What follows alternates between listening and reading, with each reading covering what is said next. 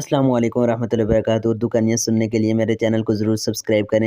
एक गांव में डाकू दाखिल हुई और वहां की तमाम औरतों की इस्मत दरी कर दी। मगर एक खातून ऐसी थी, जब इसके घर में डाकू दाखिल हुआ तो इसने इस डाकू को कत्ल कर दिया और सर काट दिया। वारदात के बाद जब तमाम डाकू इस गाँव से चले गए तो तमाम औरतें अपने फटे हुए कपड़ों समेत घरों से निकल आईं और रोते हुए एक दूसरे को वारदात बयान करने लगी।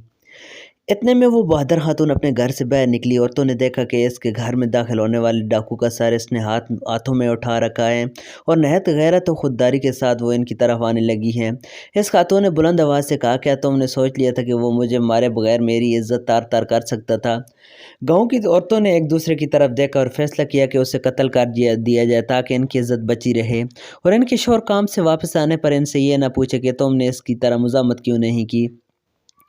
फिर उन्होंने इस बहादुर खातून पर हमला करके उसे कत्ल कर दिया। इन्होंने ज़िल्लत को ज़िंदा रखने के लिए इज़्ज़त का कत्ल कर दिया। यही हाल आज हमारे माशरे के चोर, हरामखोर, झूठे और करप्ट लोगों का है। वो हर इज़्ज़तदार, खुददार शख्स को मारते हैं, गरीब और सफ़ेद पोश को हकीर जानते हैं और एहतसाल करते हैं ताकि वो इनकी करप्शन, झूठ, चोरी और हरामखोरी के ख़िलाफ़ बात ना कर सकें।